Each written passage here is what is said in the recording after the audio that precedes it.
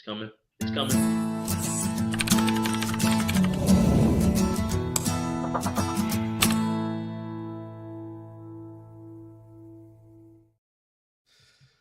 What's happening, folks? We're back. It is a beautiful Monday night. We're here with the boys. Olin, give them folks what they came here for. We already know. You already know what it is. What is up, Ethan? How we doing? I am here with the one, the only, my boy, Olin, MMAnomaly. How are we feeling, brother? Dude, I'm feeling fan-freaking-tastic. It is another day above ground, which, as we say, is another beautiful day. And, my friend, we just witnessed the last fight card of the year. I know, slightly sad times, but at the same time, folks, all we can do is be happy for the times we had this year. And we have to talk about this card that happened on Saturday, man. What an epic night of fights. We did a watch-along. If you didn't already watch that, make sure you go smash the like on that one, too. But I digress. SDawg, my guy Sterling, what were your thoughts on these fights? Overall, before we jump into breaking them down, I got to ask you, gymnastics score, what are we giving this? 1 to 10. Bro, thank you for asking me this. This was one of not just the best fight nights I've ever seen, one of the pay-per-view, everything involved, one of the best cards of the year, bro, from top to bottom. From the first fight of the night, a little shaky. We're going to get into it. Women's MMA doing women's MMA shit. But the amount of finishes we got, bro, the amount of brutal, nasty KOs we saw, amazing night. The main event, honestly, could have lived up to the hype if we didn't have squeamish doctors in there. We really could have had a fucking highlight reel to end the night. But I'm ready to see what your thoughts are, brother. 1 to 10, I give this card a 9.2, bro. Yes, sir. Yes, sir. Well, I love to hear that. And I'm going to follow that lead, brother. I would give it a 9.5 out of 10 as well. Look, this card not only lived up to the hype, it was a rare occasion, a rare occurrence where it exceeded the hype, folks. What is up, MMA Maestro? Oh, that's a cool pun name. I love a good pun. That's MMAnomaly. Come on. That's a great name. MMA Maestro. And yeah, what a final card of the year, Kathy. Come on. Like, what an absolute banger. Top to bottom, bottom to top. I said it before. I'll say it again. It was like a thing of Pringles, man. The fun didn't stop. Leroy, shout out in the chat as well. Big up to you as well. 2024 was fucking amazing. Dude, this card, I'm going to stop stalling. I just wanted to let people forget your score so it didn't seem like I was copying you exactly. Look, I give it a 9.5 as well, bro. This was just about perfect. Aside from the rocky start, like this is mixed martial arts. And we saw, I mean, something for everyone, right? There were subs, there were knockouts, there were gritty back and forth fights that, you know, went in a way that you didn't think they were going to go. We're going to get into that soon. But man, what an absolute card. Bro, going into it, I thought it'd only be like an 8, but man, 9.5 all the way. And let's not forget, dog, we had UFC 311 the week before. Now, I didn't get to catch it live because I was in Cozumel, Mexico. But when I came back and I rewatched that whole card, oh my God. Last week as well was probably at 9 as well, bro. One of the best pay-per-views of the year. Great way to end the year. It could have ended with UFC 311, but we got absolute fucking bangers with UFC Tampa. MMA Maestro, thank you so much for agreeing, brother, and thank you so much for being here. Jonathan Hampton, my man is making his second live since the watch-along Saturday, brother. How are you doing, big dog? Leroy always in the chat. You deserve all the air horns, Jonathan. Leroy, I don't know too much about you, but you are making great points here. 2024 was an amazing year, brother. This entire year has been nothing but banger after banger. Really, there's not a card that I could tell you I didn't even watch, I didn't even enjoy. It's been an amazing time. Olin, let me get to you because we're about to get into this fight card, brother. Any thoughts before we get into this on the whole year and just your thoughts, man? Yeah, man. I mean, I couldn't have said it better myself. And this year has just been absolutely exciting as a mixed martial arts fan. We've had sad retirements. We've had happy retirements. We've had people come out of retirement and get fucking knockout wins. I mean, again, something for everyone. There was drama in spades this year, right? And who doesn't love a little drama to just spice things up a little bit for the fight game? Again, it was just a stunning year full of memories, and obviously a year full of... You know it's true. Folks, I personally, if I could say one thing about this year that I hope to see next year, it is more of the same. And I don't just mean the superstars that we saw essentially being born in the UFC this year, but I also mean thinking outside of the box and doing fight cards like the Sphere, right? Yes, thank you. I need to see, it doesn't have to be UFC Noche every time, right? Like, let's do an homage to America. Let's do an homage to all the Brazilian fighters. How many Brazilian legends have we seen? Like, there's so many different ways that we can go, right, Sterling? Yeah, we can do Japan. You could throw in a sprinkle of honestly just UFC history. Just make it where we just appreciate the UFC in general, bro, and just give us a stacked card like UFC 300. UFC 300 was this year. Let's not forget what UFC 300 gave us. One of the nastiest KOs in the world. One of the nastiest KOs in the history of the UFC and the history of combat sports. And then Elias Poirier knocking out Max Holloway. Dustin Poirier going on a run. Almost getting the title in New Jersey. This close to beating Islam Makhachev. I was fucking John there. Jones. My boy Olin was live at a couple fights this year. 2025, your boy needs to make it to a couple fights this year. But folks, we got some more shows to do, and we can give y'all an end of the year review. What we're here today for is UFC Tampa. And we're also here to appreciate everyone in the chat. MMA Maestro, you make a great point in here, brother. This really just proves you do fights in Tampa. We saw fights in Louisville this year, brother. New York, New Jersey. Spice it up for these fight night cards, brother. Not every fight night needs to be the apex, and only pay-per-views deserve the crowd. This was amazing, brother. Jonathan, like I always say, brother, big appreciate you being here. And your days or your night is about to get even better. Ignore Leroy in the chat, folks. Joe Rogan is not dead. But let's go ahead and get into this. Olin, I'm going to get these fights pulled up here for you, brother. And I want to know, who did you have going into this? And just what your overall thoughts were for this, brother. Well, I can only assume you're talking about this opener, which I actually really enjoyed, man. I'll be honest with you. Josephine Knudsen coming in there against Piera Rodriguez. A lot of people were high on Knudsen coming in. I was not one of them. If you go back and watch my show from last week on my channel, I actually picked the dog against my co-host and crossover. I picked Piera in that one. So, I mean, I was happy with what I saw. I thought she did exactly enough to get the win in this one.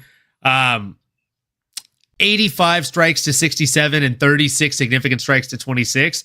Oh, and by the way, 8 fucking takedowns to 0. I mean, give my girl some respect, bro. Some respect, as they say in Brazil. Some respect. Bro, I'll be real honest with you. I wouldn't say this fight stood out to me at all. And I think you're being very nice. That's exactly the sound this fight deserved, especially leading up after what happened to this fight with Dangerous Davy Grant.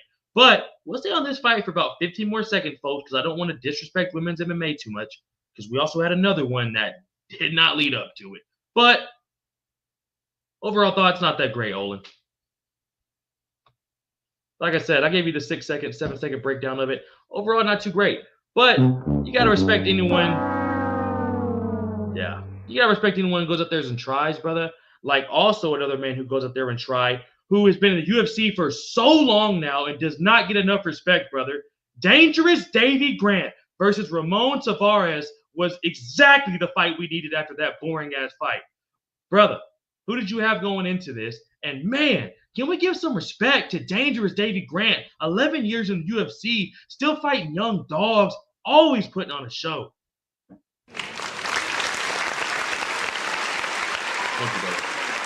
Thank you, brother. You got to give it up for Dangerous Davy Grant. And I mean, look, again, check the record, bro. I had Dangerous Davy Grant against the crowd on my show last week that had Ramon Tavares. It's not that I don't think Ramon is good. I actually think he's very good. I simply think Davy Grant is better, right? Just like Tommy Aspinall said about John Jones. No disrespect. I just think Dave is better. And he proved that he was. He was the grittier, dog in there on Saturday, and he bit down on the mouthpiece, and he drove his fucking way through that junkyard, and he got a gritty fucking decision win, outlanding his opponent pretty much 2-1, just a little over that actually, 147 strikes to 69. And by the way, every single strike landed in this whole fight, Sterling, not just on the dangerous Davey Grant side, but on both fucking sides. Every single strike landed was considered a significant strike. That tells you exactly what kind of decision fight this was.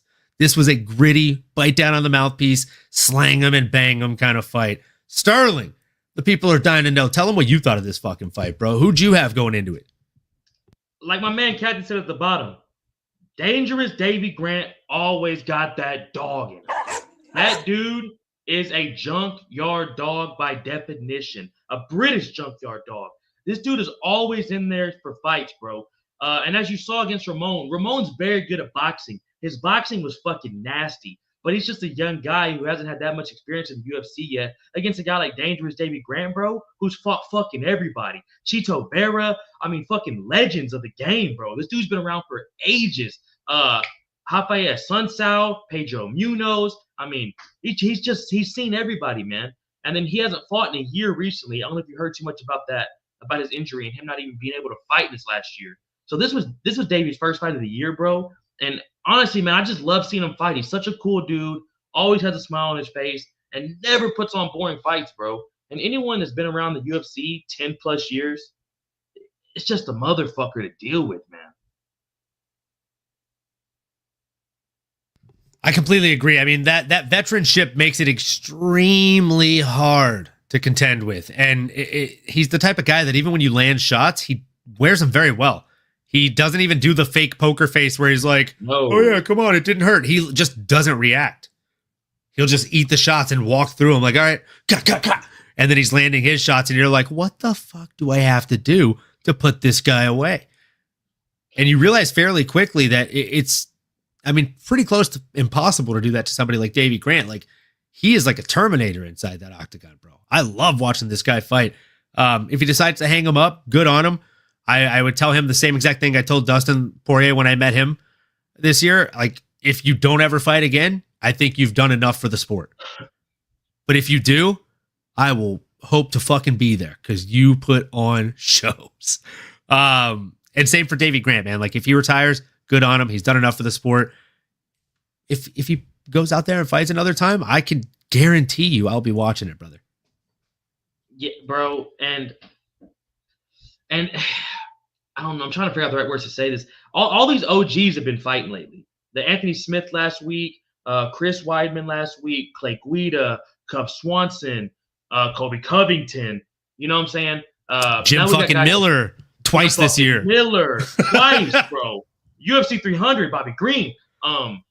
It's just these OGs, man, are still in the game, bro. You got to do nothing but respect them. And I don't want to see them go, honestly. It makes me fucking sad. Sorry, there's so, I just keep thinking, like, there's so many now that you mentioned OGs. it. There's OGs still in the game right now.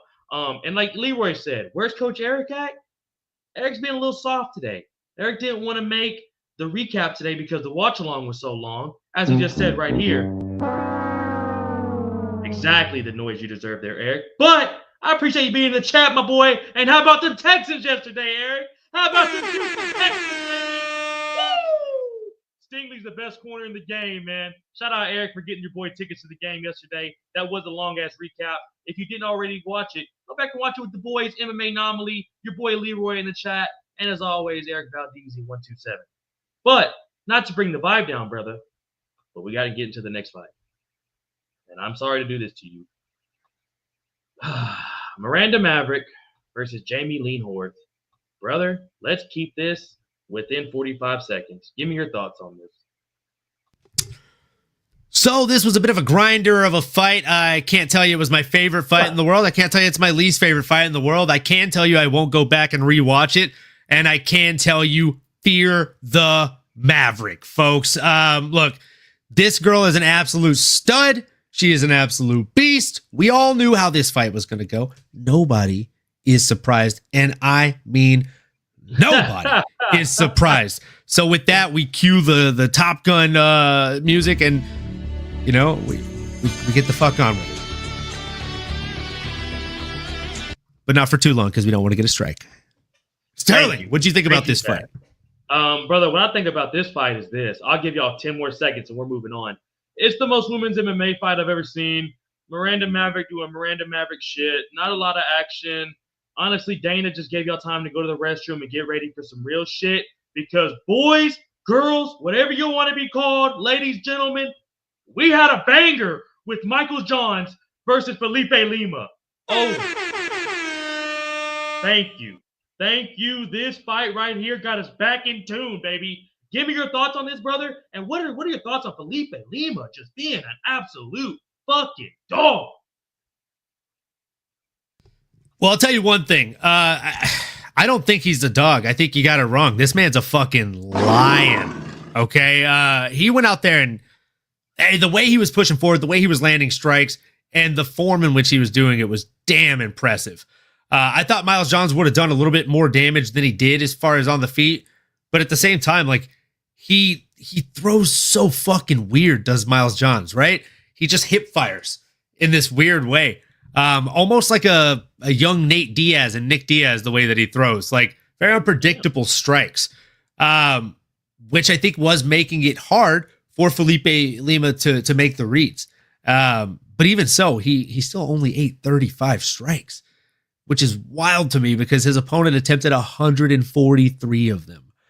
Just insane stuff. What were your initial thoughts on this fight, and what shocked you the most about these guys, Sterling? Well, before I give you my thoughts on this fight, you're not sidetracking us, brother, right here by the question of asking us what he would think about MJ turning back the clock, because we're going to get to that very soon, brother. So stay in the chat, big dog, and you'll hear our thoughts on it. But my thoughts on this, man, you pretty much summed it up very good there, bro. It was very nasty striking from both ends. These dudes were ripping to the fucking body. Miles John looked good, dude. Very energetic, very bouncy on his feet, laughing in Lima's face a couple times.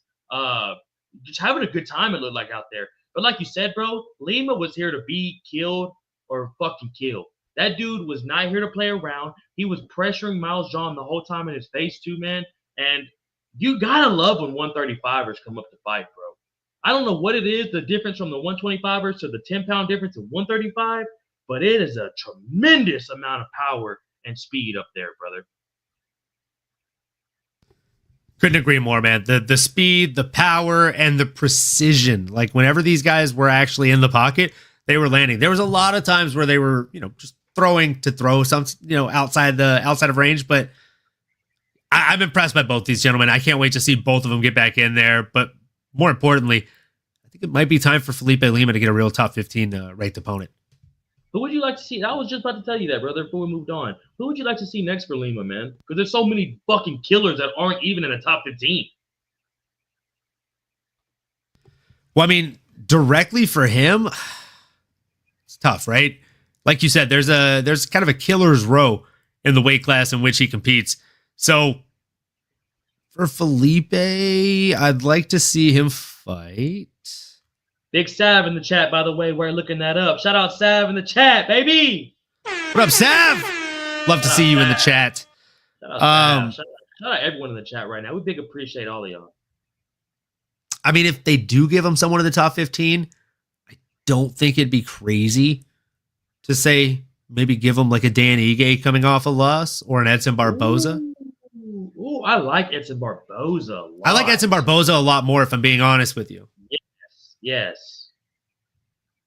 Yeah, no. I like that way better, bro. I like that way better.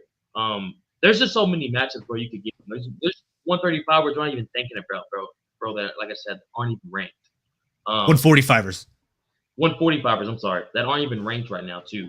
Oh yeah. Maybe like Darren the Damage Elkins, somebody kind of like that. Ooh. You know what I'm saying? That's kind of a name to build himself off of. It's a fucking scrap. But I don't like that for Darren. No, brother. Trust me. I don't like that for Darren. Oh. What about maybe like Nate Landwehr? What about like Nate the Train? Nate the Train. Talking about Nate baby. the Train. Nate the Train, baby. Hey, if I don't lose, I'm probably gonna win. The Train, baby. You talking about Nate the Train? Baby. Hey, Austin, check out this bicep. Yeah. But there's a lot of interesting matchups there for him, bro. A guy I would not mind seeing him fight is this man right here. Shout out Sean Woodson for his for his amazing performance against Fernando Padilla. This was a fucking boxing match, folks. This was a boxer coming in and just having his way with the MMA guy. Olin, give me your thoughts on this, bro, and just how good Sean Woodson's been looking, man. Sean Woodson is the greatest fighter you've never heard of if you're an MMA casual. Yes, sir. I'm firm on that. I stand very firm on that. Sir. I think this was supposed to be a test for him, right? What happens when you put him in there against someone that he does not have that distinct reach and build advantage over? And his opponent stood across from him and looked every bit as big as he did Fernando Padilla. And he actually did really, really good with the grappling, pulling him in, getting him in mission control. But Sean got to his feet, and it's almost like the moment he got to his feet, he was like, boy, let me tell you why that was a bad fucking move. It's like he stood up and was like, no, you said we were going to have a striking match. Let me big brother you now. And he did. He looked like he could not miss out there once he got back to his feet. And it was just a beautiful thing to behold. The way that he throws strikes, again, like he doesn't throw them with 100% power like some people do. He is a Muay Thai practitioner. No, actually, no, he's not. He's a Muay Thai surgeon. He is a Muay Thai surgeon out there. He uses his strike with nasty boxing.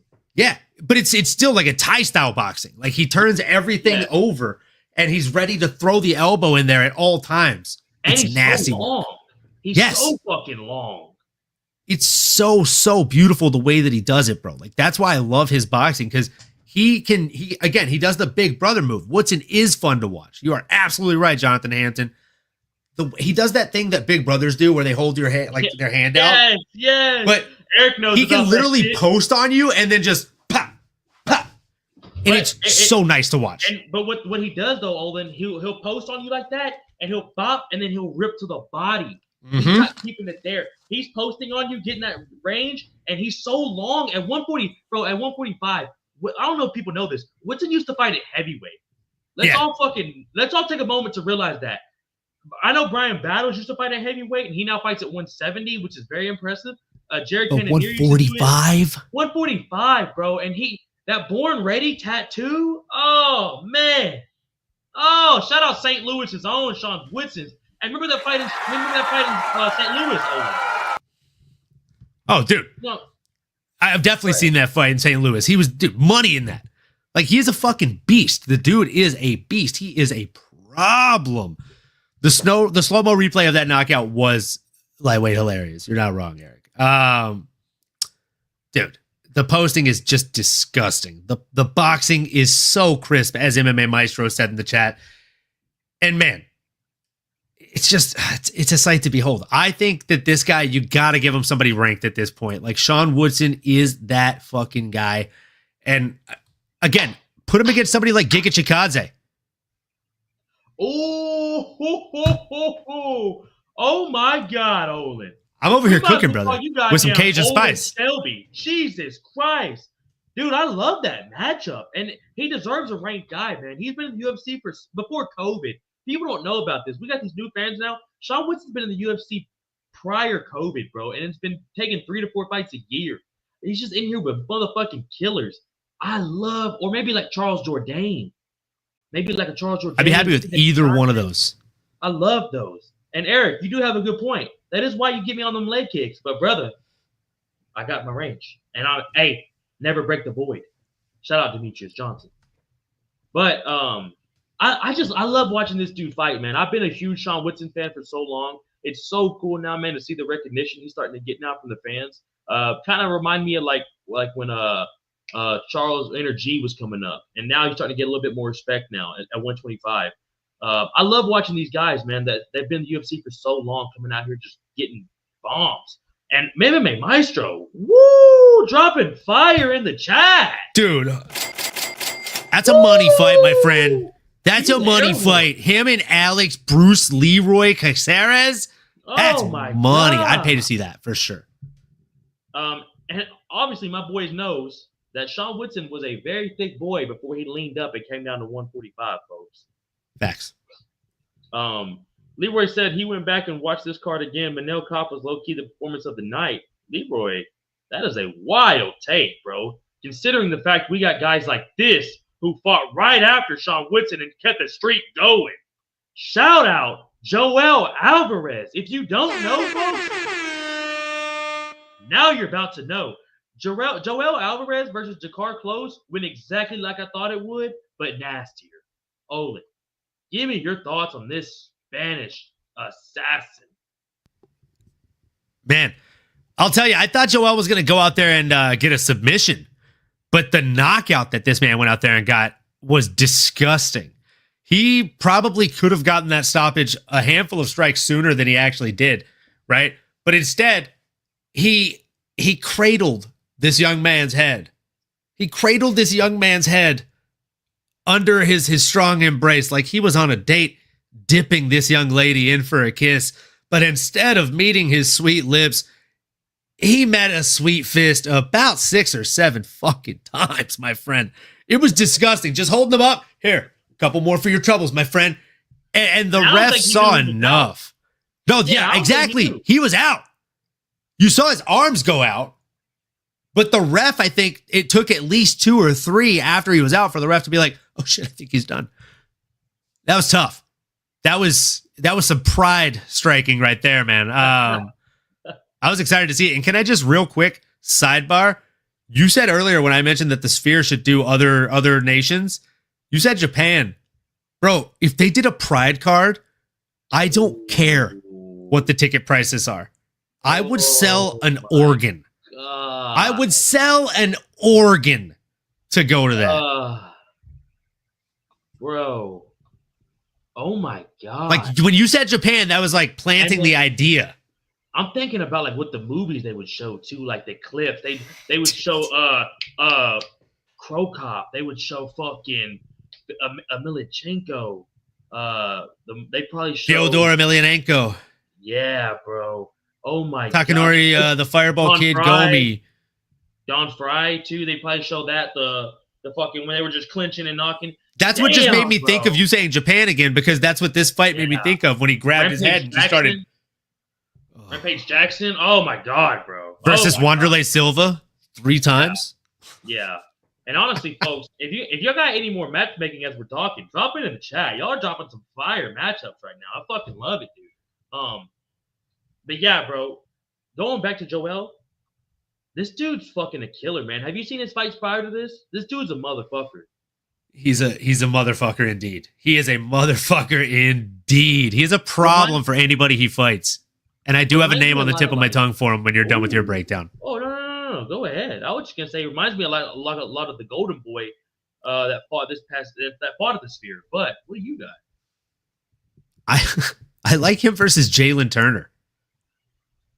I fucking love that matchup. Dude. Yeah, I like him versus Jalen Turner a lot. Like, stylistically, I just think that is a barn burner, dude. Yes. What the fuck are we doing making free fights for, bro? We need to start getting paid for this shit. Bro, Sean, hit me up. Who is best from the Japan era, Leroy? Man, I don't know, man. You're kind of throwing it on us last minute right there. There's so many guys we're probably not even thinking about, too. The Axe Murderer? Oh, my God. I didn't even mention the Axe Murderer. There's so many killers, man. What do you got, Olin? I would probably say Yushin Okami.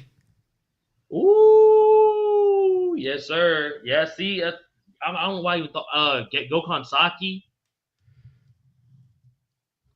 Is he saying like who's the best? Oh, from the Japan era. Okay. Oh, from the Japan era, who was the best? I misread the question. I thought he was saying from Japan. From the Japan era, I would say Fyodor Emelianenko. Yeah, that'd be my pick. Yeah. You're probably right. Hey, Leroy, we're not talking about that shit, dude. We're talking about UFC Tampa, dog. Don't get us distracted here. But apparently we're both wrong. So, Leroy, you tell us who you think the best is. Chad, if you got anyone else, this dude's Canadian. He took the vaccine, so don't listen to him too much. I wouldn't put too much in his opinion.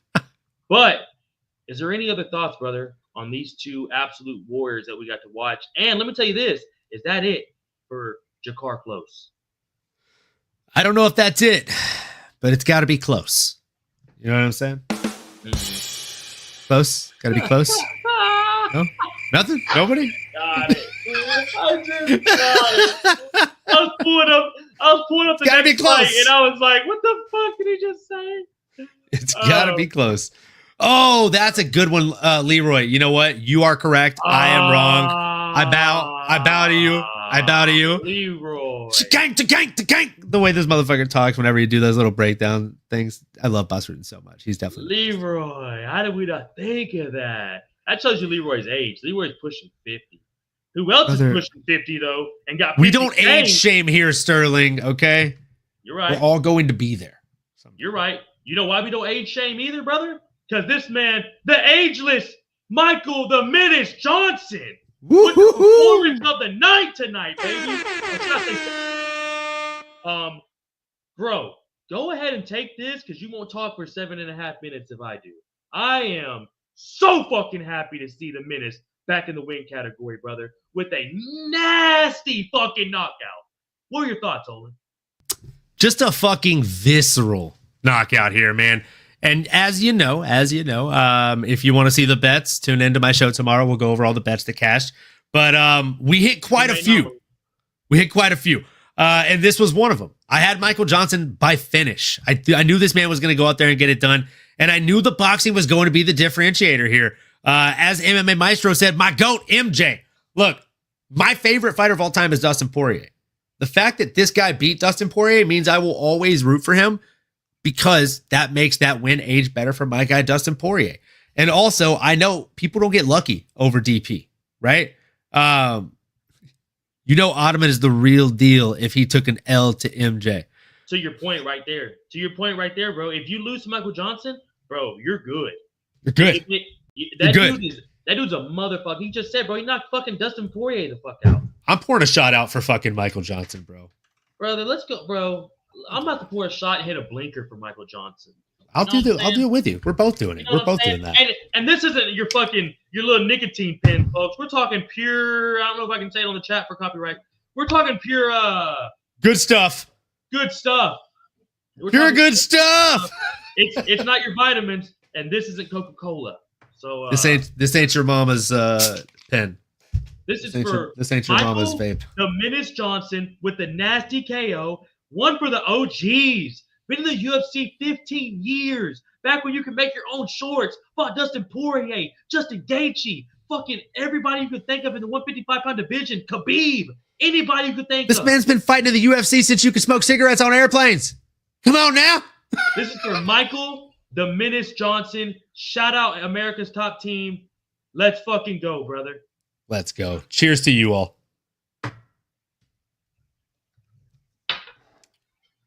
Oh, fuck. You think eventually I will get used to that and just act normal after, but it never does. Eventually one day, I believe. I believe that we will win, baby. But, brother, go ahead. Michael the Menace Johnson, thoughts? What's next for him? What'd you think about his performance? Go ahead. Well, I'll tell you, I was the opposite of GSP watching this fight because I was impressed with his performance. It was a fantastic performance from Michael Johnson. He looked phenomenal in there. The body work was starting to add up. And look, folks, I tried to tell you Mr. Potato Head wasn't going to have anything for him. And I truly did try to tell you that. And that's a real thing, okay? Ataman Azaitar has knockout power, but he can be knocked out himself. He's shown it before, and now it's only going to get easier to knock this young man out in fights. Beginning of the end for him, and if I'm Michael Johnson, do I retire? No, not a chance. No. I keep on tooting that horn, Lane. And I demand. What up, Lane? I hope you did one with us, brother. Let's go. And look, if I'm him, I'm demanding. Not asking, not calling for, not calling out. I am demanding, Sterling, the rematch with Justin fucking Gaethje. Ooh, because he was winning that fight.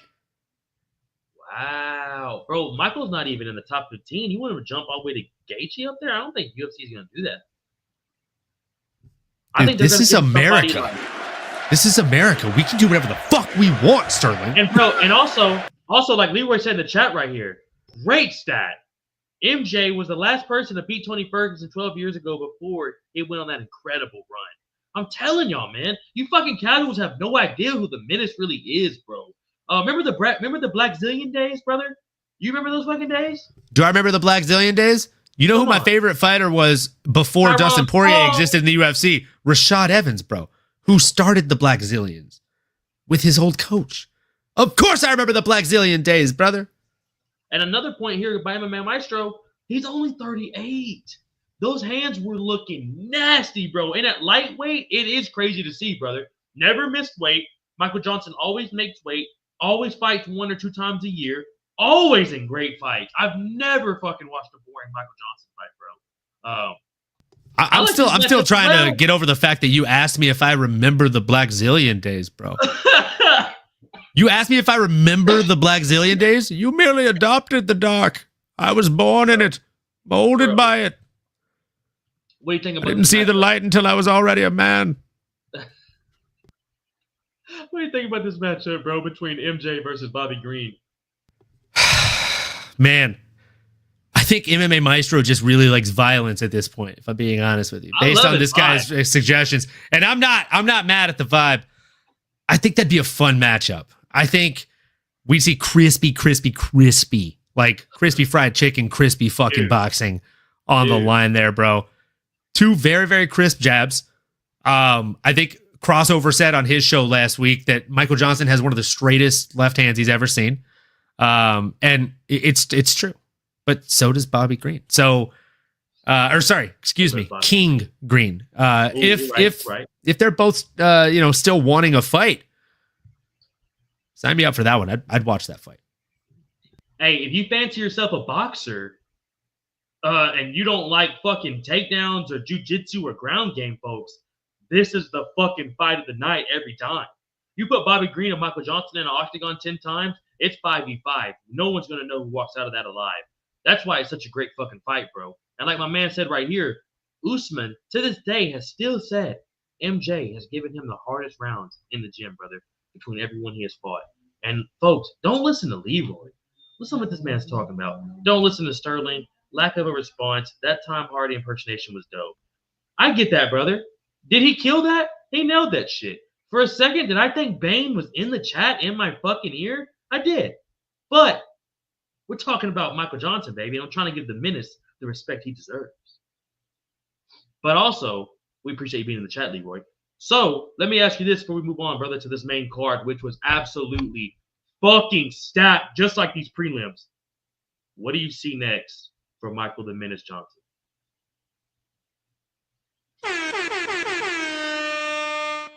Nothing but fucking air horns, man. Nothing but air horns. No, I truly see.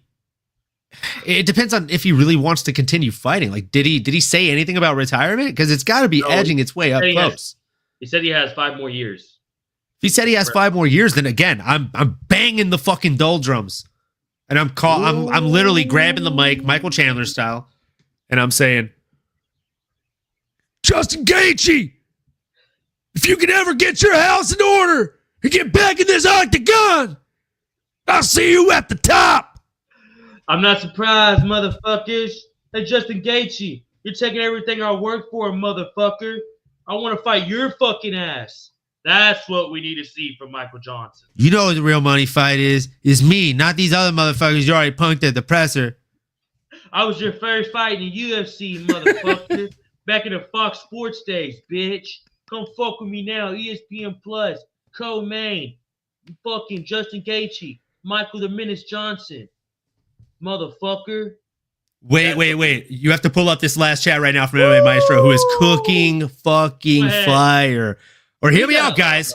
Cowboy wants to come back next year. Let MJ welcome him back. Cerrone still has a decent name among casuals, so good exposure for MJ. Sign me the fuck up, MMA Maestro. Dude, I think we just became friends. That's a great fucking pick. Bro, where is this guy coming up with these matchups? Oh my God. Brother, you're dropping fucking fuego in the chat right now. That's fire. An amazing fight, bro. And it's 6 months down the road. Cerrone's got to get in the testing pool. Give the Menace some time to relax. July International Fight Week, Cerrone returns against Michael the Menace Johnson. Did we just make that happen? UFC 317? And then I'm dragging Sterling out to Vegas so he can go to UFC X that very same week. I mean, it sounds like it's all the stars aligning. Hey, 100% what this guy just said. McDane just got moved down a peg. Olin's #1 impersonator. Spook that Scottish motherfucker and get the Americans in the chat, baby. That's why we're taking over the group chat, Leroy. But you know what it is. But let's move on, folks. Shout out Michael the Menace Johnson. You're the absolute man. Nothing but respect. Michael the Menace Johnson versus the Cowboy. Book it. We got an amazing fight right here, folks, with kicking off the main card with Navajo Sterling versus Tuco Tacos. And I'm pretty sure I fucked that up, which is why I should have gave that to Olin. But, brother. My guy just said tacos.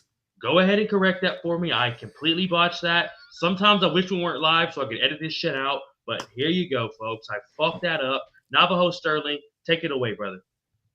Tuco Tocos came in here like a man on a mission, but Navajo Sterling apparently got an additional briefing for that mission, folks.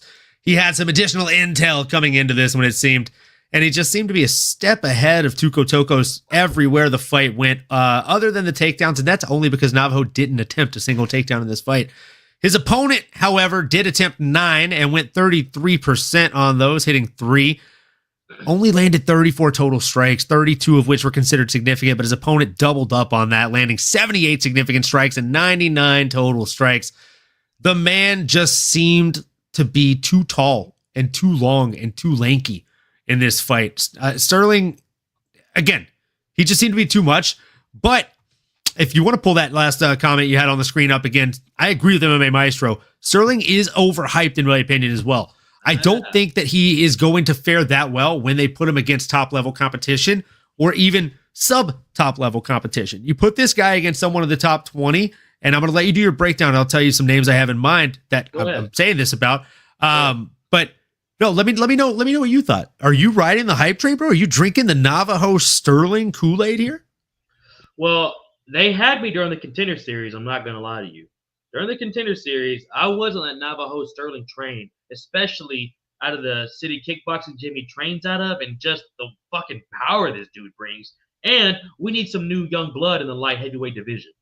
So I want to be in on it, but he's just 6-0, bro. We got to understand, bro.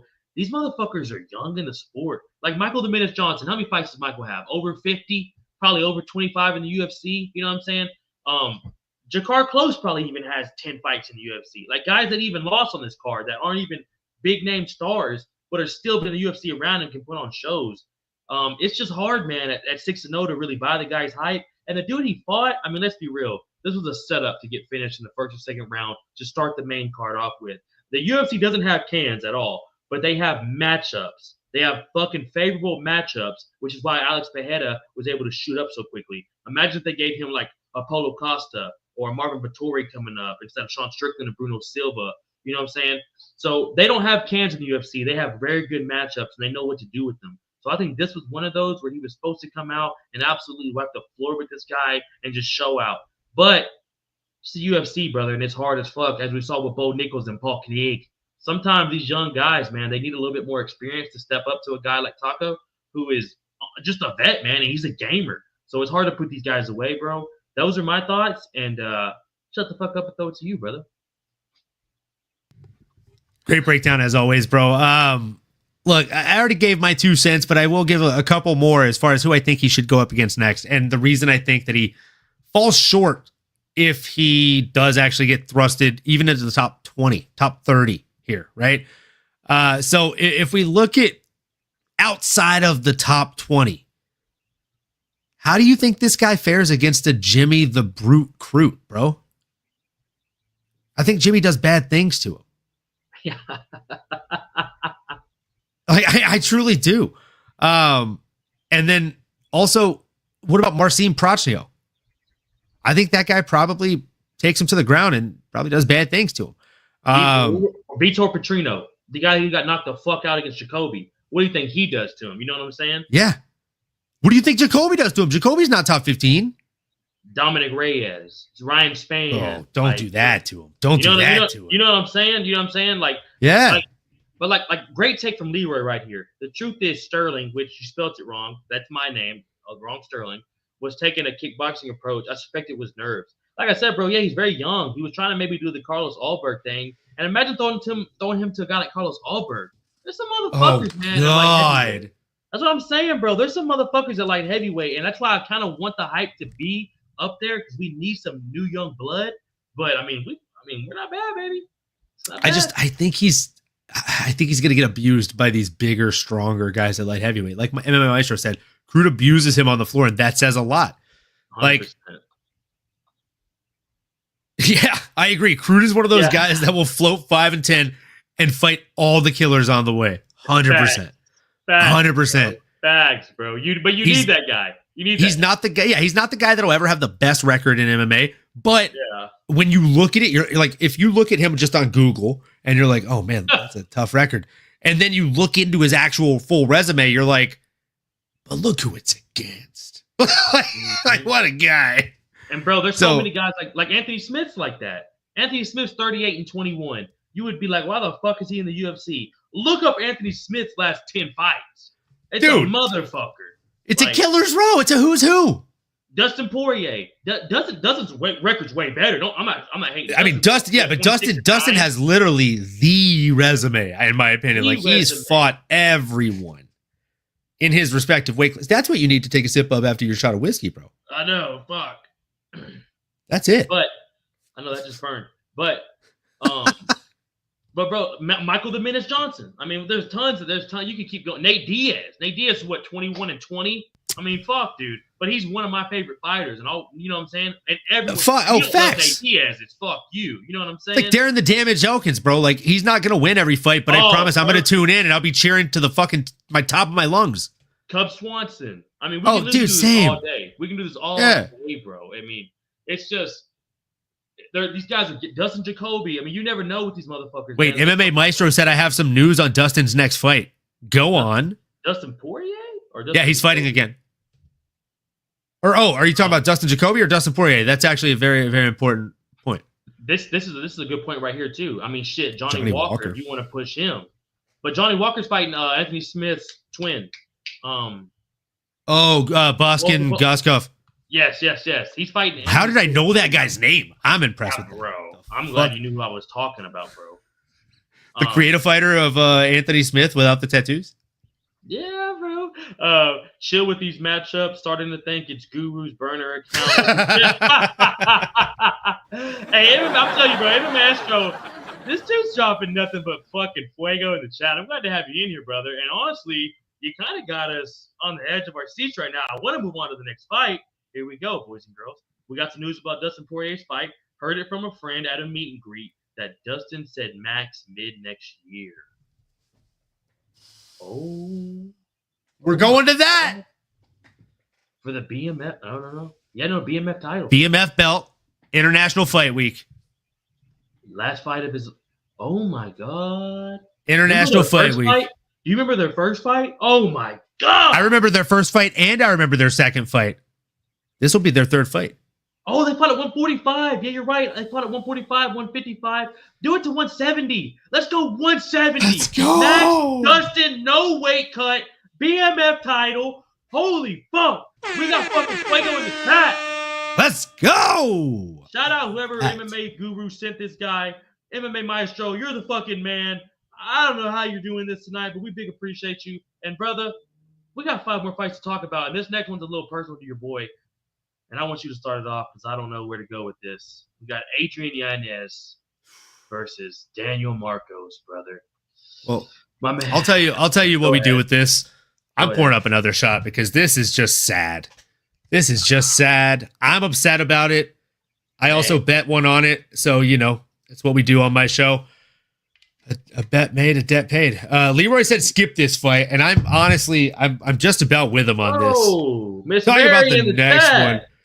In the Superdome! Woo! Let's go! That's what we want to see. Could you imagine, bro, in the Superdome, New Orleans, Dustin Poirier Max Holloway, 170 BMF title in the Superdome. I've got chills. When's the last time have they ever had a fight card in Louisiana? Not at the Superdome. Come on, bro. I don't know that they've ever done one in Louisiana. But that would be amazing. It's a closed arena too. Be perfect. It'd be fucking perfect. Bullshit. Oh my god, are we fucking making shit up right here, or is this real life? What the? We gotta make this happen. Leroy, I'm sorry to hear you, brother. We cannot skip this fight as much as I want to. Cheers to Adrian Yanez, though. My guy. My fucking guy, Adrian. I didn't put one up with you yet. I'll hit a blinker with you, brother. Boom. There he is. What a sad one, man. Vlogged. Motherfucker. I'll take it. Let me go ahead and just get it over with, bro. Let me have therapy session, and I want you to go. Fuck. All right. Adrian looked very good, bro. The boxing was exactly what he was doing, was just boxing.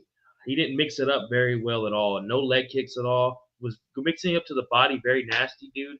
But Daniel Marcos is a motherfucker, man. He's just one of those guys, man. Like we said, been in the UFC, willing to throw down. There's so many fucking killers at 135. It's just hard to stay relevant in there, man, and just keep a win streak going at 135, bro. That's why it's so hard what Evavov did or what Aljamain did for a little bit. Like, these guys that go on streaks at 135 are fucking murderers, dude. Cody Garbrandt back in the day. But I gotta say, bro, that nut shot and eye poke at the same time, never seen before. I mean, can we admit to that? And I mean, why was a point not taken for that? I mean, come on, bro. What were your thoughts on that? I mean, the 1-2 dick to nut shot, yeah, absolutely. Absolutely. That was insane. A point should have definitely been taken for that. And I think if a point was taken for that, probably Adrian Yanez's fight. Yeah. They weren't wrong. They weren't wrong when they said Yanez was a bantamweight Masvidal. Career's playing out very similar. It's now or never for Yanez, already 32. In MMA years, you're absolutely right. But at the same time, 32 is, when you come into your fight prime. So I think he's still got a few years left.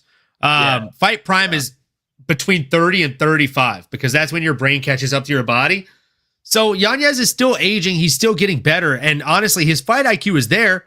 I don't think he went out there and heftily lost this fight. If anything, I thought that this was a pretty back and forth fight, and those takedowns really proved to be the differentiator in it. Got to improve the grappling. Back to the drawing board with that. Sad to see. But other than that, on the feet, I thought Yanez was doing a lot of really good things and a lot of really smart things. I don't think it's a fight IQ deficit. I think it's a grappling deficit. What do you think, Sterling? You just said, yeah, you just fucking nailed that.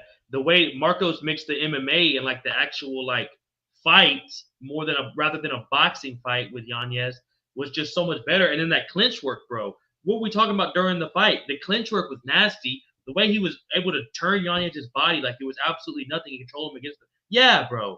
And we were saying how exhausting that is, and no one really understands just how hard that shit really is in there. And I know I'm probably talking hella fast, folks, but just hurt a little bit, man. Like, I've trained with the guy. a couple times. Cool ass dude. Represents the age. His coach passes away a year ago. He doesn't know if he's gonna fight again. He ends up getting on a couple wins. Like, it's fucking hard when you know these guys a little bit, man. And then you see them go out there, they do all they can do, and then it's like, fuck. You lose into a decision like that where that point really saves you, end up winning. And it was a 50-50 fight, so I can't really bitch about the judging, bro. But that's my thoughts on it, man. Yeah, I can't say it was a robbery. I'm not going to come out here and cry robbery because we've seen a lot worse. Definitely make sure you tune into the award show here in a few weeks because we'll give you our best robbery. And we'll post the link to vote on that as well. Let us actually know in the chat right now if you're here, if you're tuning in. Let us know what you thought was the biggest robbery of 2024. That's a fun one. Ooh, that's a good one. Yeah. And with that being said, again, dude, I don't think this was a robbery at all. I think it was a very close contested fight. If the judges would have read off Adrian Yanez, I wouldn't have been upset about that either. But I did think Marcos did just enough to take a very close fight in the last round. And I agree with MMA Maestro. What annoyed me was him not pressing in round 3 when his opponent was visibly slowing down. But my guy, to the tune of what Sterling was saying, he was tired. All that tie clinching that his opponent was putting on him, like, to most people that are watching, and I'm not saying you haven't trained, like maybe you have, but a lot of people haven't watched, right? Like if you're holding onto that tie clinch, a lot of people just see a hand cupped behind the back of the head and they think, oh, well, he's just like resting on him. Not only is he doing that, but a lot of times an experienced tie clinch, you're gripping inside here and you're squeezing with what's called the blades of the wrist, and you're pushing that into someone's neck. And even just pushing it with my fingers, you can hear my voice change a little bit, right? So it's cutting off, again, you hear the deep breath as soon as I let go. It's cutting off airflow to the brain, to the body. And if you're doing that with this and you're prying in, it's so much harder. It's so much heavier. And then you're also driving your elbows down into their fucking chest. It's a very uncomfortable place to be. And it just sucks, man. Yeah. And it's exhausting. And it's like you said, and you don't know, is he about to elbow me? You're thinking that. Is he about to throw an elbow? Is a knee coming up? You're looking for the takedowns. You're also trying to move. And you're also trying to take a little bit of a fucking break. And you know what I'm saying? It's a nasty position to be in. And I love clinch work. Bro, it's nasty, bro. It's nasty. MMA Maestro, Charles Arman. But I'm glad you admitted you're a Charles fanboy. So, hey, nothing but respect there, brother. I respect that, man. You're trying to break posture the entire time. Yeah, bro. He's not sitting there holding them. They're just agreeing to rest. He's trying to fuck up Adrian's neck up enough to where he gets tired, to where he can throw those elbows that Olin was throwing there. And on Yanez, you're trying to not get that shit done to you and also try to do the same shit to him. So you're even more tired because you're defending it and trying to attack. He's just looking for ways to fuck you up. Yeah, bro. You know, it is what it is, brother. But do we have any further thoughts on there? And then do you see anything next for Daniel Marcos, man? He's doing pretty good in the bantamweight division. I'm not going to lie to you. I mean, he's doing really, really good in the bantamweight division. I think what's next for him is probably a Montel Quick Jackson or maybe even a Marcus McGee. Man, what about Felipe Lima? Not mad at that either. Well, he just beat Miles John. I mean, fuck it. And honestly, I wouldn't be mad if they did Adrian Yanez versus Miles John. I'm looking at it right now. Sorry. I'm looking at it right now. I mean, they both just fought on the same card. Both Miles John fights at Wait, Felipe Lima's in a different weight class. This is a bantamweight. It was catchweight. Oh, that's why. You're right. Catchweight. Ooh. It was catchweight fight. And then, honestly, loser versus loser. Miles John, Adrian Yanez, boxing fight. You want to see another boxing fight? Stand in the middle and bang. And then Felipe Lima versus Daniel Marcos? Come on, bro. Come on. That's a money fight, bro. That's a money fight. That's a money fight, bro. UFC. Let's fucking go, dog. Help your boys out here. MMA Maestro's dropping bombs. We're dropping bombs. Poirier versus Holloway in the Superdome. Let's go. Poirier versus Holloway in the Superdome. Make it fucking happen. Les a la bon temps roulé, mon ami. Let's go. Ooh, I'm about to make a name of myself. Ooh, I'm about to make a name for myself out here. You know how long I've been waiting for this?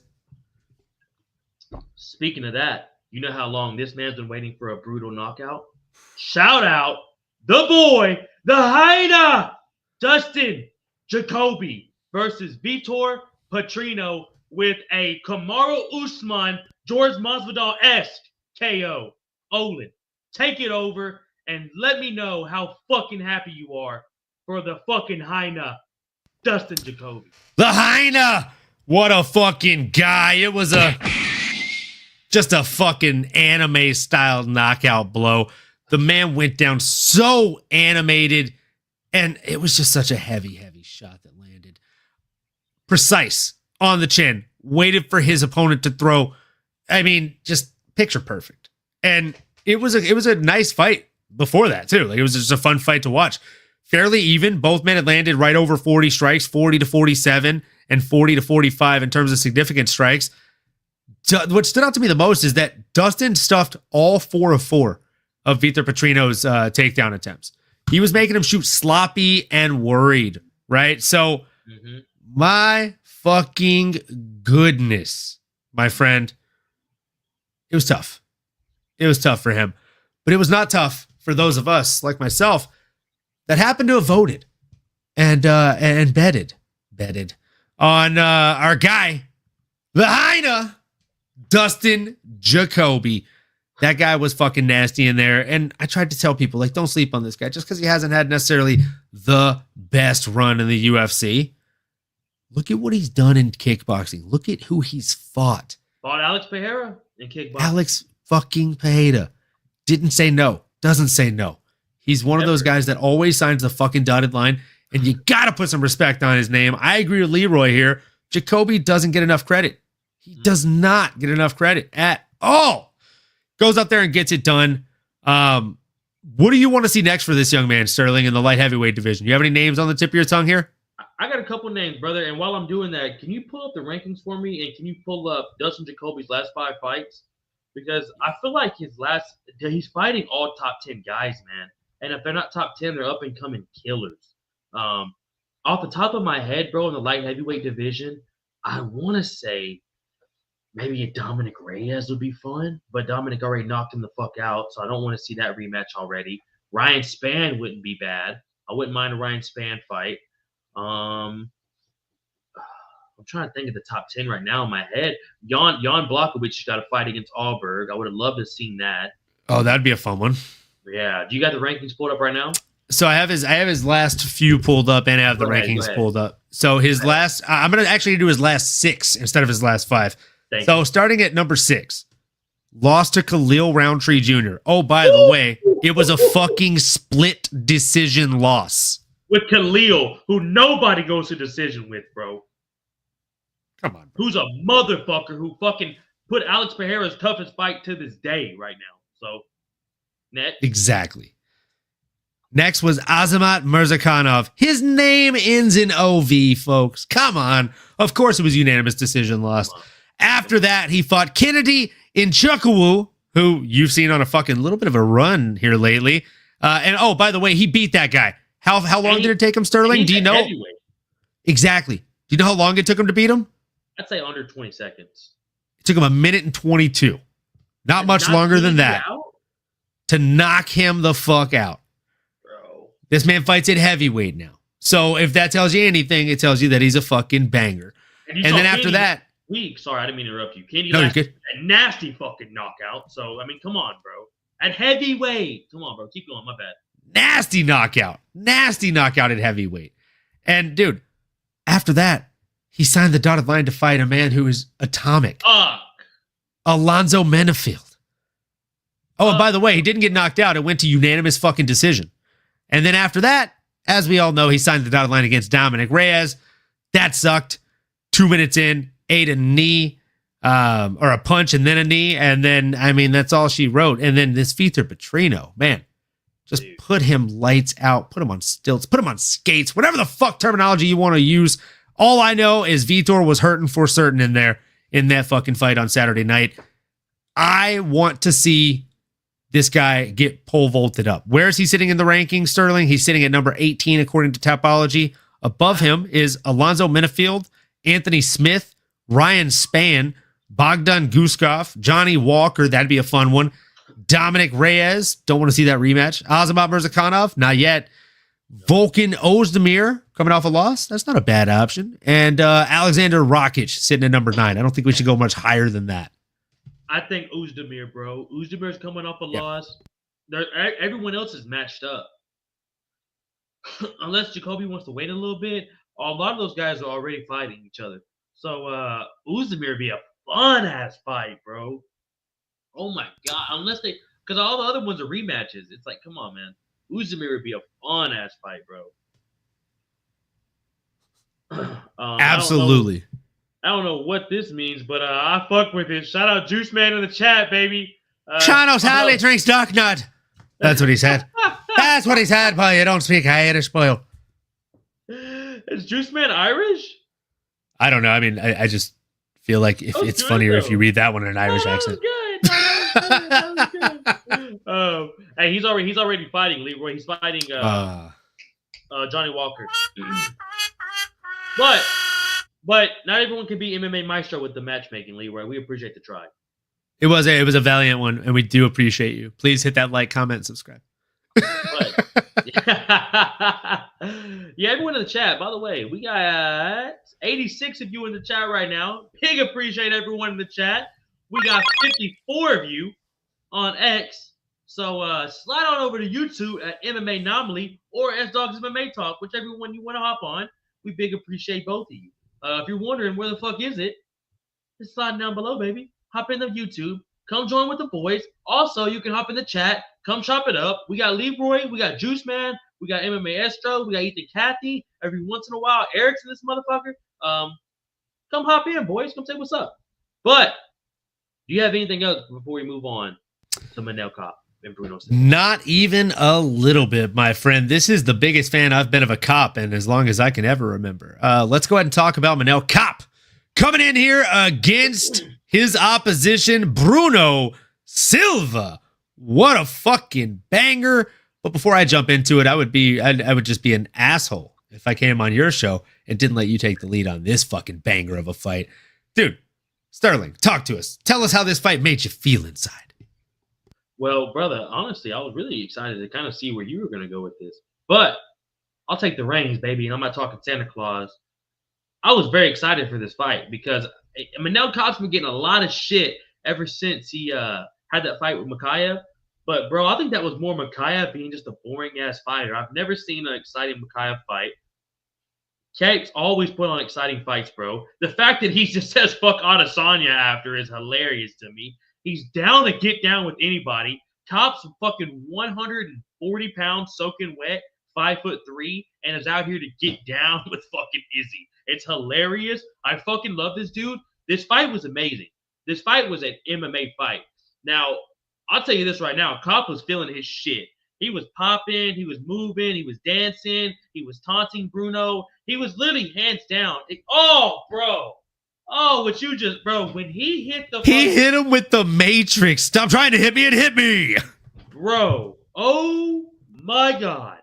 He was feeling himself, bro. Hands down, Silva's winging shots, like, right by his nose. I mean, it's nothing to him. He's just in the zone. He's in the pocket. His hands were nasty. The combinations he was landing on Bruno was nasty. Bruno just honestly seemed frustrated, bro. He really couldn't get going. But excited to see what you think, brother. In the chat, we appreciate y'all this as well. And ad read is coming in 3, 2, 1. Before I get to MMAnomaly, like and subscribe to the boys. MMAnomaly, SDawgsMMA Talk. Fuck all that. Let's get to the boys' take. Let's fucking go. John Jones Duck Nut. No. Oh, man. So, yeah, this fight was, again, something for everyone, right? Unless you like takedowns and grappling, because there wasn't a whole lot of that. It was a lot of standing up. It was a lot of banging, and it was a lot of finesse. It literally looked like a fight out of a video game or a movie. The way that he was moving in there, he was just juking and diving and dodging and darting. He was making his opponent look silly. And there's nothing worse than missing your opponent, other than maybe missing your opponent and then having them turn their whole ass side to you and taunt you like a fucking movie character. That's demeaning as all fucking get out, bro. MMA Maestro said, this fight was just me against bots in UFC 5. That's what it looked like. That is what it looked like. So, yeah, man, again, there's nothing worse than missing and whiffing on a strike, aside from maybe whiffing and missing on a strike, and then your opponent, like, essentially laughing at you and making sure everyone sees egg on your face. So, and popping you back. Popping you back, bro. Making you pay. Making you miss and making you pay. As John Anik would say, he was hurting for certain in there. It was a bad, bad night for Bruno Silva fans. And look, again, I'm not trying to throw any shade at you guys, but I have to for just a half second, right? For all of you that tuned into my show last week and told me to stay away from Manel Kopp by finish, literally fuck you guys. Okay? Because what the fuck did I say? I tried to tell you guys Manel Kopp was going to go out there and get the finish. It's so many people. Right before so many people, bro. I was like, oh, it's done. Like, he's about to get this finish. It's nasty work. So yeah, if I've learned anything, it is to go with my gut this year, and I will forevermore. So big ups to Manel Kopp. Incredible performance. And with that being said, my guy Sterling, what is next for the man, the myth, the legend, Manel Kopp? I'll tell you right now, him telling Dana, give me a title shot in between the rounds was fucking hilarious. we didn't catch it during our watch along, bro, because we were all just talking. I went back and rewatched the fights. He was talking to Dana the whole fucking time. It was hilarious. I don't think he's gonna get the title shot. Honestly, to be real with you, he probably deserves it because there's no one else for Pantoja, to be real. But I'll tell you what I like. I like, man, you might as well just go ahead and say the name for me. The dude that just lost to Pantoja, Taya Sakura. Kaya Sakura. I like and that'd be a rematch from Manel Cup. I like that, or Kai Kara France. The beef between him and Kai Kara France is fucking amazing. I would love to see. Those are the next 2 fights I think for him. And that's it, bro. Those 2, I don't think he's gonna get the title. What are your thoughts? So he actually has a 2nd round knockout over Kaya Sakura back in 2019. Wow. Does Manel Cup. Look at Eric. He has more combos than a McDonald's drive-through menu. You ain't lying, brother. You ain't lying. And he can give them to you in small, medium, or large, my boy, with an extra large fucking sauce to go with it. Small. Attitude large, though. I love his attitude. Attitude large. Attitude always. What do you next for Kate, brother? Man, I'm not mad at your pick. I actually would love to see a rematch with him and Kai Asakura, who we saw come up a little bit short. But if I'm him, I'm not taking that fight. I'm sitting on the shelf if I have to, even if that means for 9 months, 12 months, and I'm waiting for my fucking title shot because he has earned it. He is that guy. And can you pull up his last 5? You just can't keep dodging this guy. That is a good point. I mean, he beat Makayev. He beat Ode Osborne. He beat Zhalgas Zhumagulov. He beat David Dvorak, and then he beat Felipe Dos Santos, and then lost to Muhammad Makayev. He was supposed to fight Mateos Nicolau, so maybe you reschedule that bout because it never happened. It was scheduled twice. And then he was also scheduled to fight Davis and Figueiredo, and that would never happen. So maybe you reschedule that bout. Ooh, but he'd have to go up to 135 to fight Figgy. Figgy's not coming. Yeah, because Figgy went up. So I don't see the likelihood in that. Or the Izzy Adesanya fight, like my man Juice Man. Yeah, said. Why not? Why the fuck not? Why the fuck not? Cave is becoming more likable after the F call outs. Did y'all see the Izzy react to it? I did, brother. Did you see it, Olin? Yeah. I mean, dude. He was like, why is he fuck me for? Why you say fuck me for? The fucking 50 Cent meme? That shit was hilarious, bro. That was too perfect right there. That timing was insane. But yeah, brother. What were you saying? My bad. I feel like I cut you off right there. I feel like we're all in agreement on what's next for Cobb going forward with that, brother. I feel like there's nothing else for him, man. You know what I'm saying? Besides those 2 or 3 matchups. Yeah, I think those are the only matchups for him, bro. Honestly, like I don't have any other names on the tip of my tongue. You got to either give him like a Kai Asakura matchup, Kai Kara France, or Brandon Moreno. I don't like the Brandon Moreno fight. I've heard people mention that one. I don't like that fight a lot. I don't either. Yeah, I'm not a huge fan of that one. Yeah, but you know what I was a huge fan of, brother? You know what I was a huge fan of? Seeing this West Coast Cali boy come fucking Swanson getting one of the nastiest knockouts of his career and in UFC history, to be honest, against Billy Quarantello, brother. What are your thoughts of Cub fucking Swanson, bro? And do you think he needs to retire, or do we get one more absolute war out of Cub Swanson? We got the 1 second thing coming up. Olin's fucking muted. We're good, baby. You're in now. Give me your thoughts. There we go. We're back. Hey, we're live, dog. We're back. There we go. So yeah, I mean, for this fight, dude, Cub fucking Swanson. Woo! Dude, Cub Swanson deserves all the air horns. The picture of his children reenacting the knockout is just the most adorable thing. God. It's the most just unassumingly heartwarming thing you'll ever see. Love his family. Such a beautiful family. And such a beautiful fucking knockout, man. The way that he stepped into that shit just, wah! Like, it looked like he owed Cub lunch money. I mean, I don't know how else to describe the way that he threw those last 2 strikes of that fight, man. Like, Either he owed him lunch money or he had just stolen his daughter's bicycle. Either way, Cub was coming for blood, and he got it. Nasty win for Cub in a hard-fought bout. Very, very closely contested. Literally significant strikes were within 2 strikes of one another, and total strikes landed were within 6 of one another. So extremely, extremely close. Juiceman said, hell yeah, Cub Swanson is an OG in the game that never got his flowers from the fans. It's disgusting in my opinion. California love. 100%, baby. We're out here in SoCal, or at least I am.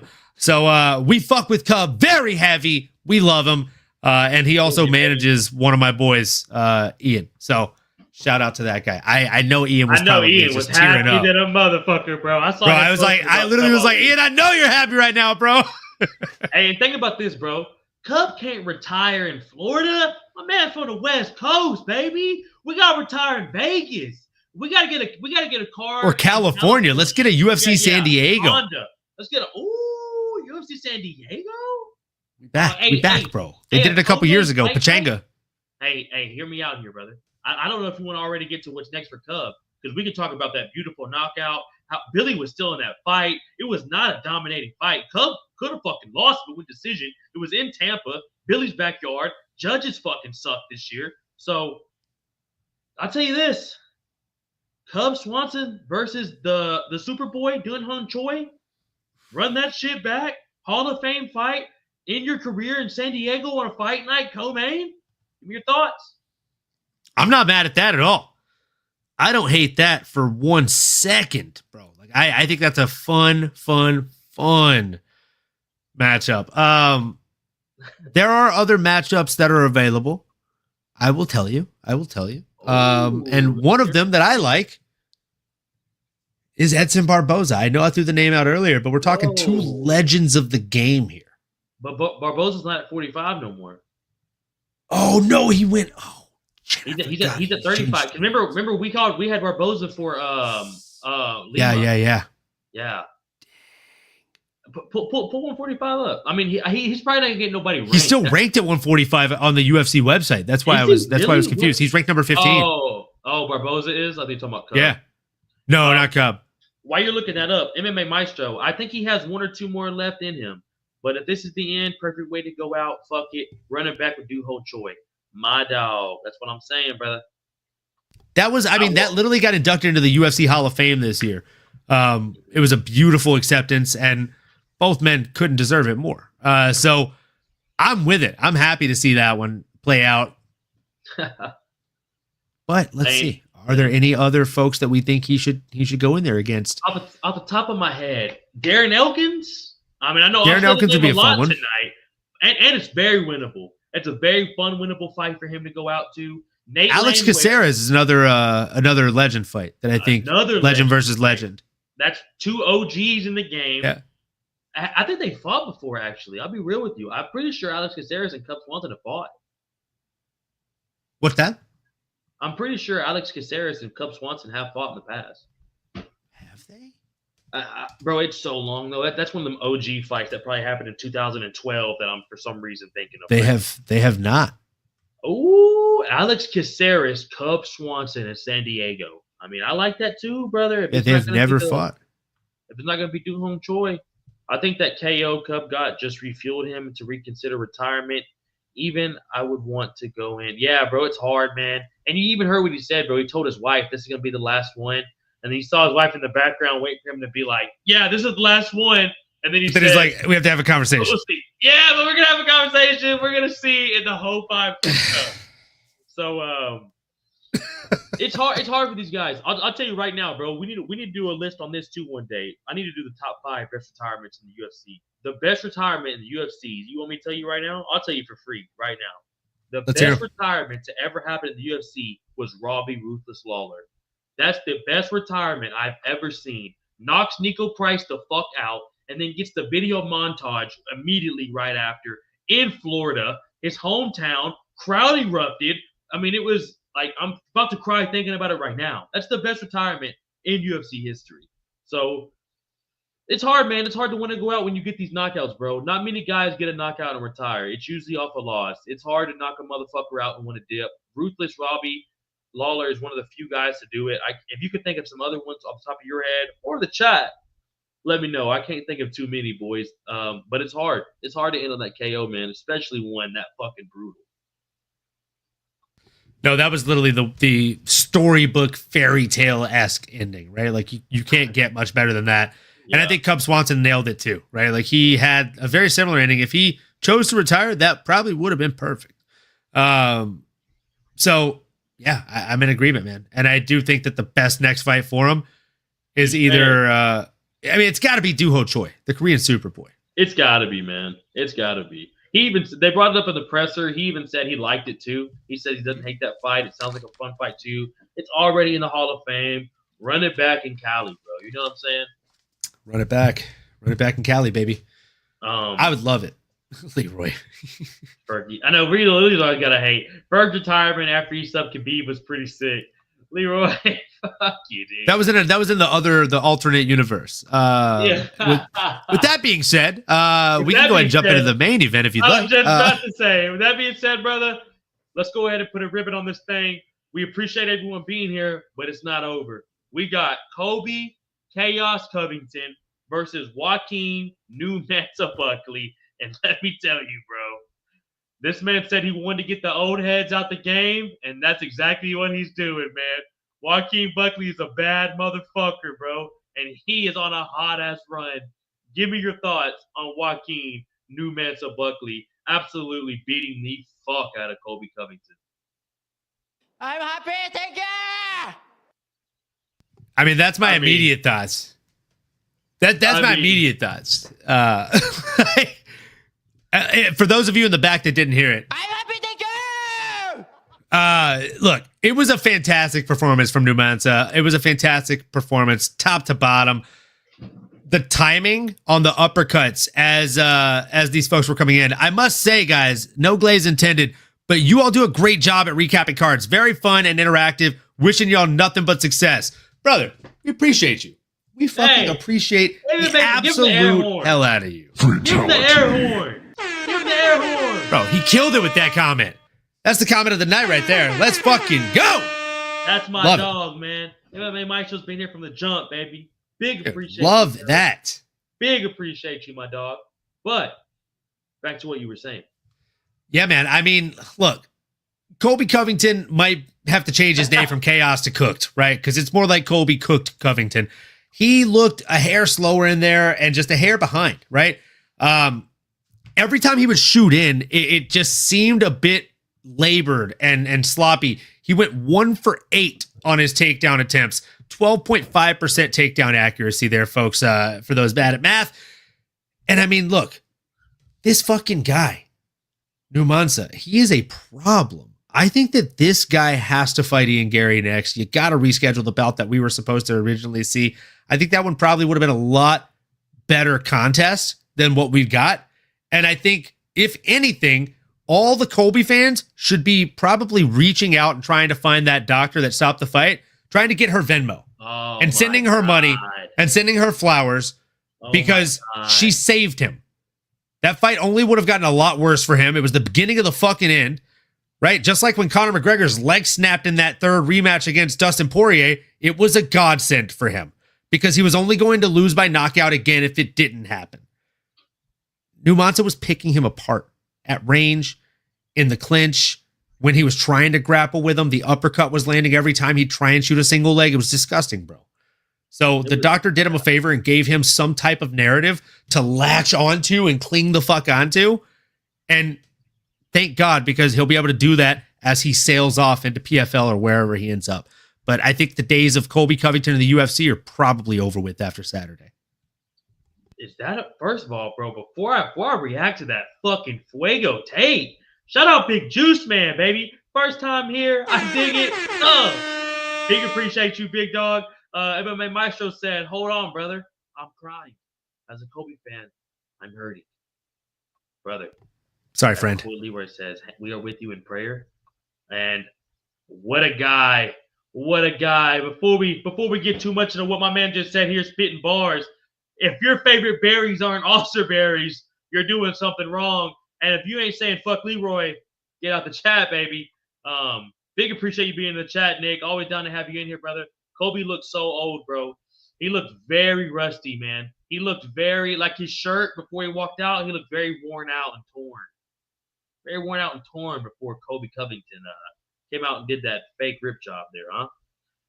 Shout out Ashley in the chat. Yes, boys. We appreciate you hopping in, baby. Even if it's towards the end, stay on in and chop it up with the boys. Kobe versus Pratas next. That'd actually be pretty interesting. And I'm not going to lie to you. You're catching my attention with that, Juice, man. I'm about to get to what Olin said, because Olin says it's pretty much donezo for Kobe Covington. We'll never see him again. But, like I told y'all, Joaquin Buckley's not playing with the old heads.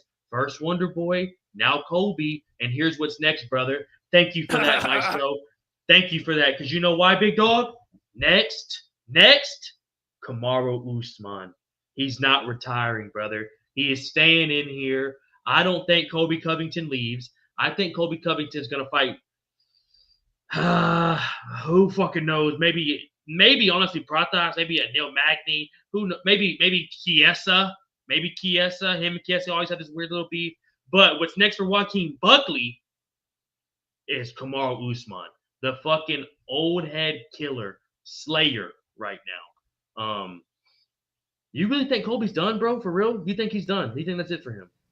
I don't think he's done. I think he's done in the UFC. I think he'll go somewhere else and run his shtick into PFL or Bellator or wherever the hell. But I think in the UFC, as far as winning, he's done. I think even if he has more fights, he's done. Because the problem is, you're right. The chat is right. They're going to put him against somebody like Prates, and Prates does unspeakably bad things to him. Oh. Prates, like if you thought Joaquin did him bad, like MMA Maestro, take out your earphones and earmuffs, my friend, because I don't want to hurt your feelings here. Like, what the fighting nerd goes out there and does to Kobe is just going to make a lot of Kobe fans sad. It's going to be bad, bro. Like, Prates is too sharp and too quick. And nasty. He's nasty. He's venomous. He said this before. He's not, you know why he drinks and smokes, brother? He's not an athlete. He's a fighter. He's a fighter. He's a fucking. He's a fighting nerd. He's not throwing 1-2s in the gym for his Instagram reels. He's popping fools on the streets for sparring. Elbows, bro. He's splitting people's face open. With Muay Thai on the tattoo on the chest, fighting nerd elbows. And shout out you, Austin Barry. Big appreciation. Got them blades and shades, bro. Blades and shades. Hey, where can I get that shirt at, Ola?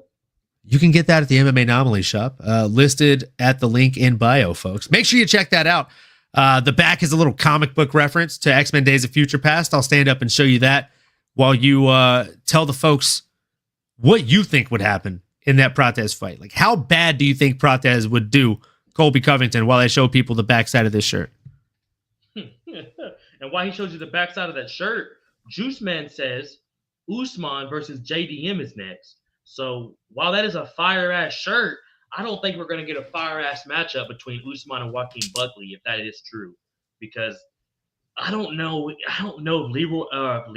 if Leon Edwards wants to take that fight. The fans Leroy Edwards want it. Yeah. My favorite fighter. I don't think Leon Edwards would want to take that fight with him, bro. Bilal Muhammad's not next. He has to fight Shavkat. Ian Gary just came up a loss. I would love to see that fight, though, man. Ian Gary versus Kobe would be fun. Oh, no, bro. No, I was talking about Joaquin, but Ian that's the fight to make. But Ian versus Kobe would just be fun. The press it would be fun for a press conference. Yes. Yes. Yeah. Sorry. I should have said that. The fight itself would not actually be that fun. But the presser and the media coming up to it, oh God, it'd be such a good time. It would, bro. Kobe versus Burns. Winner loses. Winner retires. Loser retires. I think that's the move. Winner and loser retire. Yeah, I think MMA Marshall was saying Kobe and Burns for their last fight. And honestly, Kobe Gilbert Burns is a pretty fucking fun fight we didn't think about, bro. I like that. I think Burns takes it, but I like that fight a lot. JDM by round 2, TKO on Usman. Love JDM stand up, works the body beautifully. I completely agree. JDM does a lot more body work than what we're used to seeing in that division, and it is something very pretty to see. What about this one right here? Protest is Prime Silva reincarnated. I agree, but if Silva was like not the traditional like nice guy martial artist, like Protez is him. If Silva was just a mean person that likes to hurt folks, Like it's Juice nasty. Man Protez is about that life for real. Yeah, like Juice Man just said, man. Protest don't play that bullshit. Protest needs custom shorts with whiskey bottles and a carton of cigarettes. Oh, I used AI and I made one with some Marlboro Reds on it. I'll have to find that and post that. Leon versus Masvidal next. Changed my mind. Leon's scared to fight with good guys right now, looking for an easy dub. Masvidal want that bag. UFC knows it will sell. Tell me the difference. I mean, I'm not going to tell you. I'm not going to tell you any different. I'm actually going to tell you that you're correct. I think he is. Damn. So hang on, bro. Hang on, real quick. Leon, let's real slow. Leon Edwards is going to fight Masvidal. Kamaru Usman's going to fight JDM. He has to fight Ian Gary then, dude. He's not going to get the title fight. Yeah, Joaquin's going to have to fight somebody like. And I know, but it sucks because the UFC doesn't do losses on losses. They like to do a winner coming off a win. But dude, you're telling me that fight doesn't fucking sell? Even if it's not the main event, put that on a co-main or open that fight sells. Oh my god, that fight sells, bro. And Leon Masvidal, you've already got a promo tape. Like the promo package is literally already built. Yeah. They're just gonna show that fucking 3-piece in the soda over and over and over again. Shout out to the boy Omar hopping in the chat, baby. We big appreciate you sliding in here, big dog. What's up, Omar? So what's going on, my brother? Leon versus Masvidal, headline of UFC London. That's probably it, bro. You're probably right, Osterberries. I think you're right, bro. Leon ain't scared, but if either fight, someone else, the window closes. I agree. You know what I don't know what he's even talking about there. What is he? He's saying Leon's not scared, but if either of them fight somebody other than each other, that window for that fight completely closes.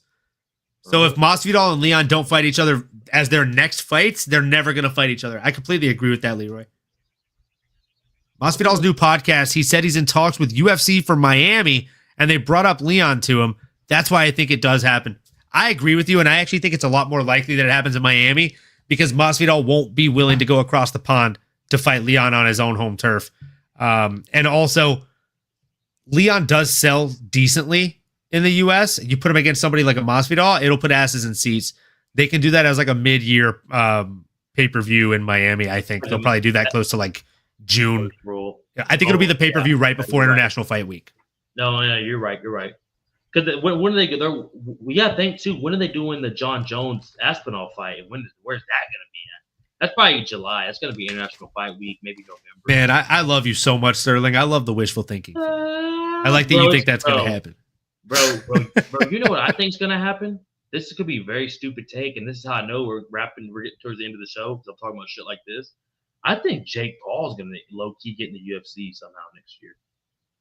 All right, guys, it's been a really good show. Look, whether you're new or old here, make sure above all else, you hit that like, comment, subscribe button, smash that bell for notifications. It is at SDawgsMMA Talk and at MMAnomaly. We have 2 separate channels. Make sure you subscribe to both. I'm just kidding and doing this ad read, but I mean, that was a fucking crazy take, and I'm just trying to throw you some kind of lifeline to just rinse the palate so that way people forget you said that crazy shit. Oh, bro. He disregarded the Jake Paul comment. Yeah, bro. There's some big announcement next year that Dana was talking about in the press conference, and I just really want to know what it is. And I hope it's John Jones versus Tom Aspinall, man. It wouldn't be in London, though. I think it's going to be somewhere where John wants it, either Vegas or Madison. Oh, that'll be International Fight Week. That'll be the headliner for International Fight Week, and they'll put Max Holloway versus Dustin Poirier as the co-main event just in case Jones pulls out. So that way there's a built-in ace in the hole. But Dustin Poirier's fighting Max Holloway in the Superdome, baby, 170. I mean, 100%. That's what we're hoping for, baby. That's what we're hoping for. Folks, we're getting towards the end here, but I just want to say to all 91 of you in the chat right now, live, big appreciate everyone in here. SDawgsMMA Talk, it's right there, folks. MMAnomaly, it's right there, folks. If you can't see on the screens, it's scrolling by. Follow, like, subscribe, YouTube, Instagram, whatever the fuck you want to call extra, Twitter. But we're not wrapping it up. We are getting pretty fucking close, though. Olin, give me your final thoughts overall on UFC Tampa. What do you see next for Joaquin Buckley? And then give me what do you see next for Colby Covington? And let's put a ribbon on this thing, brother. Man, what do I see next for Colby Covington? If not retirement, I see him probably going out there and getting beat the hell up by a fighting nerd. And what do I see next for Joaquin Buckley? I truly think this guy, and hey, thank you, MMA Maestro. We appreciate you. What do I see next for Joaquin Buckley? He's got to fight Ian Machado Gary. And I truly think that if he fights Ian Machado Gary, he probably gets a finish on him. I think he gets a knockout over Gary. But it's going to be a very, very fun fight for every second that it lasts. What are your final thoughts on this, and who do you think should be next for these guys? My final thoughts, bro. I'm a little bit sad. It's over. End of the year. We're about to go 4 weeks without fights. Don't get me wrong. I do know that we have Fury versus Usyk this Saturday, and there is a one championship card on January 5th. So there's a little bit of fights to fucking get me into my veins, and we got football to get me through this next year of 2025. But overall, bro, I think this was one of the best cards to end the year. I think UFC 311 was a great pay-per-view to end the year. Top to bottom, that card was amazing. Tampa was amazing, bro. Besides those two female fights, which women's MMA gonna do women's MMA. But besides those two female fights, yeah, overall very solid card. Amazing knockouts, bro. Amazing finishes. OGs in the game still doing the damn thing. Some OGs in the game probably not going to be able to do the damn thing much longer. But it's very interesting to see the new guard with the old guard and just the matchups. Having a Joaquin Buckley fight a guy like Colby Covington was so fun to see. I'm very glad it got to happen. We didn't even talk about him having Chael Sonnen and Hulk Hogan in the walkout. How fucking crazy was that, bro? He is the real American. He also really got his ass whooped by Joaquin Buckley. So it's very hard to want to rock with Colby. I haven't been a Colby guy for a minute. Shout out MMA Maestro for holding it down with him, though, brother. But before I throw it to you to wrap this up, bro, I say what's next for Colby Chaos Covington is damn, man. I have no idea. There's the only thing I can think for him is the Ian Gary or Gilbert Burns. That's really all I can think for him. For Joaquin Buckley, potential is endless. There's tons of matchups for him. If he can just get the right guy, hopefully maybe Kamaru Usman isn't already booked. I'd love to see Kamaru Usman or Ian Gary would be amazing for Joaquin Buckley. Very excited to see what's going forward for him in the future. Excited to see what's going on next year in MMA. Pumped for the award shows next week. And, yeah, brother, tell people where to follow you at, Big Dog. And let's wrap this thing up, man. I appreciate everyone in the chat, too, brother. Well, folks, we've hit the about hour and 37-minute mark. We appreciate each and every one of you that have tuned in. Big, small, we love them all. As long as you're here and you like MMA, then we like you just fine. So if you're here, whether you've been here for 30 minutes, 30 seconds, or 30 fucking years, we appreciate you being here. Make sure you like, comment, subscribe, smash the bell for notifications. It's at SDawgsMMA Talk for this young man, and it is at MMAnomaly on all platforms for yours truly. Please make sure you like and subscribe, and don't just leave random comments. Let us know what we can be doing better. Let us know what you liked that we did.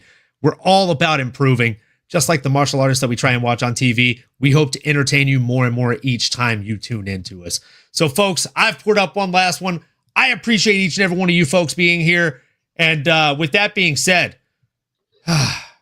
great fights and a great year with even greater people. We hope to build this community even further. And the one thing I like to say on my personal show every single week is keep on going and keep on growing, folks. Thanks for tuning in. See you guys. It's so hard to say goodbye to yesterday. We always appreciate you. Say something nice that'll change your friend's life. And we're out, folks. Until next time, all good things must come to an end. Appreciate you, brother.